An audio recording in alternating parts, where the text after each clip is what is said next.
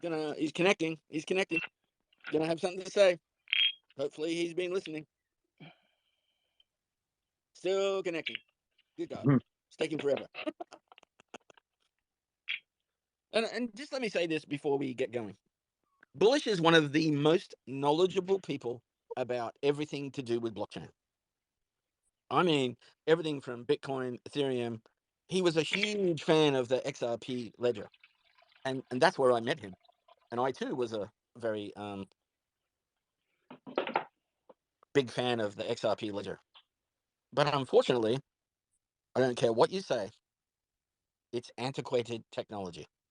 And if you can prove me wrong, I'd be quite happy to go down that road. But Bully, you're in the house. Is Coca buzzed again? A little bit, a little bit, a little bit, a little bit, a little bit. How's it going, Bullish? What's up, Dark? I'm good, man. I'm good. Enjoying your I'm weekend? trying to figure out. I'm working, mate. I'm working. I'm pretty programming right now. But I got the invites coming to this room, and then I saw that I'd missed you. Coco pulled me up, but everyone's talking about this L2, but all they've got is that that bit of information off of your link, mate. So what else you got for us? What else can you teach us? All right. Well, it's not launched yet, obviously. However, they've been quietly building this for a while. As you know, the hottest trend right now are layer 2s on Ethereum. You know, you got Coinbase with Base, Arbitrum. Would you say that's a trend because everybody doesn't want to pay the freaking fees on the L1? Would I say the trend is what? Say that again? Would you say the trend is L2s because of the actual fees on the L1? That, but it's also to help further decentralize Ethereum. And what they've done, and that's the fees, of course, obviously, scaling, scaling, and to help further decentralize. But it also, all these chains are interconnected to each other, creating like a gigantic superhighway. And as you know, if you took, I said this to the guys before when I was in the chat, you take Bitcoin out of the equation, make believe it wasn't on CoinMarketCap or CoinGecko, Ethereum would be number one. And the amount, total value locked in all these DeFi protocols, everything is on Ethereum. About 90% of all that value is on Ethereum, right? Now with Base's L2, now Metal's L2, Arbitrum, Optimum, you create a super chain. It's not just one chain because they're all connected. And now by Metallicus launching one, now you've connected into a gigantic highway of liquidity. So obviously you want that liquidity to flow into the Metal L2, and obviously water never stops, liquidity never stops. It always finds a way. It keeps on pushing. Now that flows into our ecosystem, and hopefully that brings the Ethereum devs. Then they get to see, when A chain finally launches, like, oh wow, look at this, something that's never done before. They've merged Snowman Protocol and WASM EOSIO together as one on a subnet. Like it'll be the fastest to execute any transaction once that's up. I'm sure of it. But I'm very excited, man, because Ethereum is king. No matter how we like it, it might not be the best tech, but right now it is the king. And you want to plug into that liquidity any way you can. So now you're part of these super chains of L2s that is helping to further decentralize Ethereum and a lot better to build on. Less, like as you mentioned, the transaction fees are way better. But as far as that, I don't have too much more information because they're kind of keeping it hush hush. But I can tell you that the MTL token that governs the XMD basket will also govern the DAO of this L2. Now, when you go to it and you try to connect to it, it says coming soon. You want to connect your wallet to it or whatever. With WebOff, when they finally launch this and send it to mainnet and it goes live, I am sure they will have native support in Ethereum on WebOff. This way, they're not launching it with MetaMask or somebody else's wallet. They keep it in house, and that'll probably be the first other chain besides what's in there that'll have native support. You know what I mean? So they're going to launch that with native support in WebOff. Now you have another coin in WebOff where you don't have to wrap it on the XPR network or whatever. It'll be native to WebOff, and it's I'm sure you used it before. It's a dream compared to any of these other wallets or whatever. But I'm hyped, man. I really am, because not only do we have a connection to Ethereum through Metal C chain, now we have a connection through the superhighway of these super chains. Guys, the person I'm going to mention right now is going to fucking hate this. But I would just like everybody, no matter how small or how big, to send Bullish Momentum 10 XPR network or 1,000 fucking Metal blockchain or some loan give you rewards or something, because I just think he adds so much to the community that I'm gonna call it a fucking donation. I'm gonna call it what it is. Just send him something. Send him a free NFT. Send him something just to say thank you, because I have in the past. Full disclosure, I just that's what drives this community, is a nice thing to do. So work it out. DM him. Ask him for his address. I'm not asking for it to be a public thing. Just I don't know. I think it'd be cool because he does add a lot of value to this community. So I don't care if it's 10 XPR network or your rewards for that one day. Just send them through. Say thanks, bro. We appreciate your work. Appreciate that, Coca. What else is going on, Dark Horse?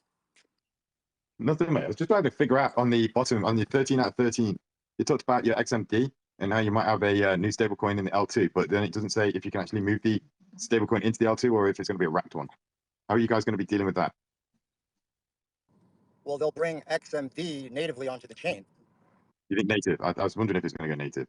Absolutely. There'll be a whole slew of different things to accommodate, all the different ecosystem or whatnot. But yeah, from talking to him, we had a space last night. James did a random space because of the launch, and I hopped in, and then Marshall hopped in, and we had a nice little talk with him. Unfortunately, it wasn't recorded, but I think someone in our ecosystem recorded it. But yeah, when we talked to when I, it's hard getting information out of him in front of a public forum. I mean, I asked certain questions, and then he just goes right over them. But native support, he did answer that on the new L2. Couldn't get out of him whether or not if we're going to launch like a native coin on it as well, or we're just going to continue with the MTL DAO token. We got out of him that it will govern, in addition to the XMD basket, it will govern the chain. But we couldn't really get out of him if they're going to launch another token or whatnot. But he was talking about the base launch and how that was like a shit show or whatever, and that he vows the launch not to be the way that was. So whether it's another native coin or not, MTL is already on Ethereum, so it is a no-brainer to try to turn that into an L2 and make that the governing asset or whatnot. So we shall see. So do you reckon, how many tokens have you guys got so far? I mean, literally, they're just being minted. No, So they're not if just you have being another minted, but you have two major blockchains. As you know, you got Metal, and metal, then which is your layer 0, and then you got XPR, which is your layer 1. I'm still Um, calling it. what's that? Yeah, you call it whatever you want. Just Marshall and the crew can't call it Fortran or whatnot. What's that? No, I just kind of hit my bad. So then, where was I? Okay, yeah, that'll migrate to a chain on Metal, and then that'll just be like a sub chain of Metal. I don't know if you've ever been in WebAuth and you used Metal before, but when you go to Metal, all the chains are right there: P chain, X chain, C chain, and you could just atomic swap between them. That each one's a subnet, and then there'll be A chain, then there'll be B chain for Bitcoin, and so on and so forth. Loan for the loan protocol, just like Aave, and they got their coin or whatnot, which is on Proton or XPR network. Loan is on that, which is within the MetalX interface or whatnot. And then you got the XMD, which is their stablecoin.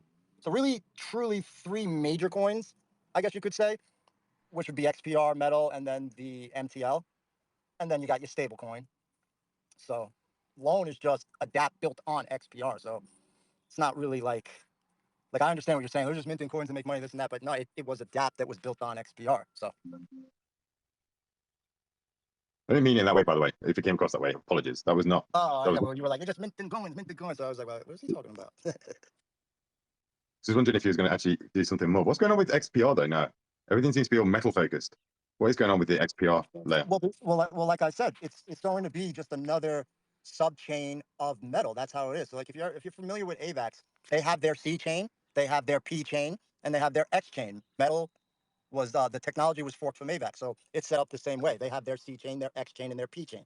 P chain is where you would go and take Metal and stake it or create a subnet. Exchange, which is the exchange chain, that's where the native asset of Metal is from, is where it sits. And then you have your C chain, which is your EVM chain. And the whole reason why they wanted to bring in XPR as their A chain is because AVAX had some problems on their EVM chain at the height of the bull run. It seized up, it was too much congestion, and it couldn't handle it. So they're like, okay, let's just make XPR the A chain and put all the DeFi on that because it can handle it. And it's free transactions. Free transactions is perfect for DeFi because you're making so many transactions in and out, this and that. So it's perfect to host all their DeFi. Loan protocols on there, stablecoins on there. So now they'll add a fourth primary subchain or subnet, which will be XPR that hosts all the DeFi. And then when you look at it in your wallet, you'll have your C chain, your X chain, your P chain, your A chain. And then it'll just get crazy from there because Bitcoin will be B chain and Dogecoin will be D chain. XRP will be whatever it is, whatever they come up with that, because there's already an X chain. But that's why it's more metal focused or centric, as you said, because it's all within the metal ecosystem. So this is a perfect example, and I'm not saying this because I'm from America. It just fits. It's a good analogy. Think of metal as the United States of America, and then each state will be your subnets or your subchains. You know, New York will be C chain, and Florida will be X chain. Just think of it like that. Okay.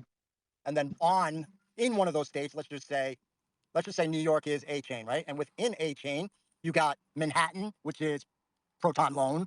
You know what I mean? You got Long Island, which is your stable coin, or Brooklyn is your stable coin. So there's just going to be all these different states that have little economies inside them because, you know, XPR is a layer 1, so it's perfect for dApps, and Metal is a layer 0, which is perfect for hosting layer 1s or states in this analogy. It's a lot to wrap your head around at first, but once it clicks and you understand it, it makes a lot of sense. You know what I mean? The whole reason for that bringing in Metal blockchain, a layer 0, is so we don't have to deal with all these third-party bridges or whatnot. Bring in Metal, a layer 0, and let's just throw a bunch of layer 1s on it so that we can transact seamlessly. We can atomic swap without bridges, and you know, it's a lot more secure. It's 82% parameterized. It's a lot harder to hack now that you throw a layer 1 on top of a layer 0. It's just that much harder to security-wise. It's, you know, it's buttoned up that way. And then these subnets also scale each layer 1 in terms of TPS and whatnot, Bullish. and provide smart contracts for any layer 1 that doesn't have smart contracts. For instance, B chain, Bitcoin chain, or Dogecoin. They're going to have smart contracts now. Bullish. Here's a really, really easy way to look at it. Banking has been around for 100+ years, right? And that's how the elites and all the companies in the world, all of corporate America, Australia, England, Europe, fucking Soviet Union, they all work off that, right? So that's a given system. Okay. What's going to happen is that system is going to slightly change to evolve into what we know and what we all understand.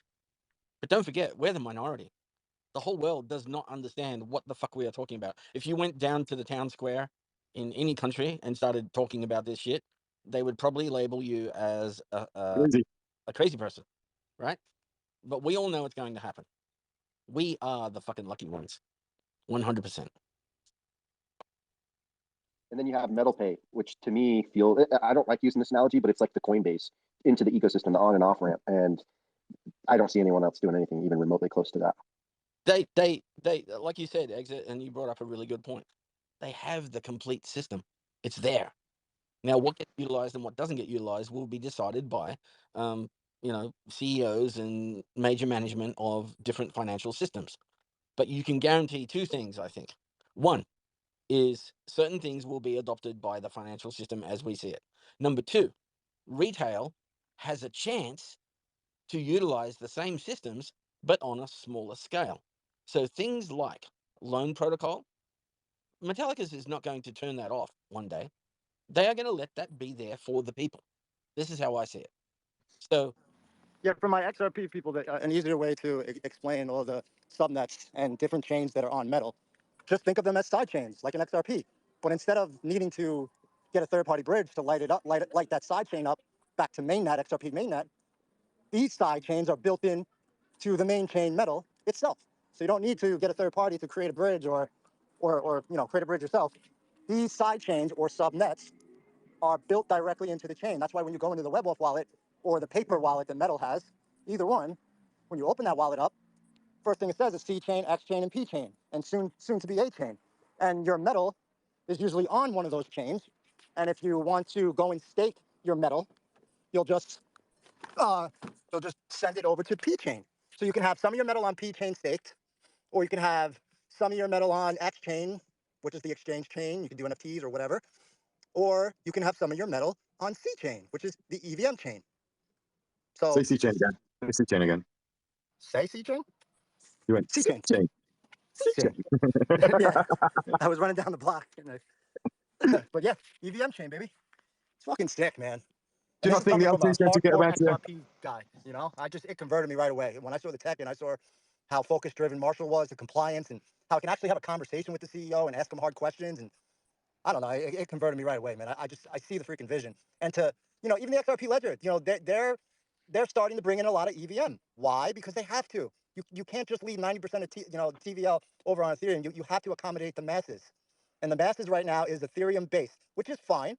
Come in through one of our EVM channels, which is either the C chain on Metal or this new layer 2. And once you come in and you get funneled to the greater ecosystem, you'll see how a lot better, you know, the A chain is, or AVM on Metal, and you'll have all these other options, which is way better. And that's the thought process, that sooner or later they'll see all these other chains that we have, and they'll start building over there, you know, rather than staying on Ethereum where you're kind of limited. Sorry, Dark Horse, go ahead. No, I was just wondering, do you not think the layer 2 is going to open those bridges up though because of the way that it's interconnected? Are you not going around to your whole layer 0 by having the layer 2 with the interconnectivity with the Ethereum and the what is it called again? Not Cosmos, the other one, Optimism. Optimism, yes. Are you not opening up the major the thing that you've just said there with the layer 0 is you don't need the bridges, whereas that layer 2 now implements bridges straight off the bat, right?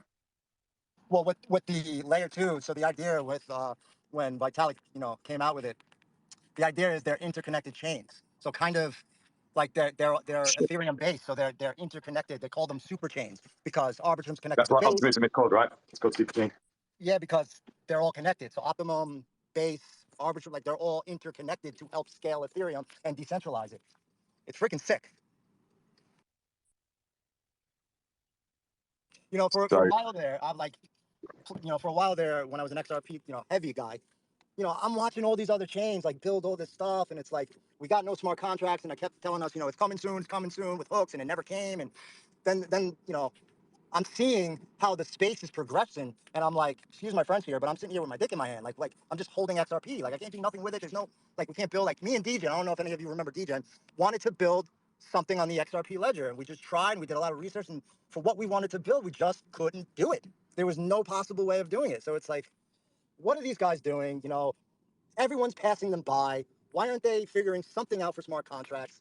And I got fed up and I started doing research on all these other chains, and I'm like, wow, what the fuck? Excuse my French. What was I doing sitting in the echo chamber doing nothing? Like, sure, I'll still hold XRP. I might not hold as much as I did, but it was like, wow, it's like a, you know, a whole new world once you get outside that, man. And I know you, being the researcher you are, you see it. You see what's being built, Dark Horse. Like, even when you go to the institutional side, like, they're all using this technology. They can't do any of the things they want to do without some sort of EVM or, you know, whatever type of smart contract. So it's like, if the big boys are doing it and 95% of the entire crypto space is doing it, like, who's the wrong one in this situation here? You know, XRP and Ripple, or is it the entire crypto space and then all the big time financial institutions?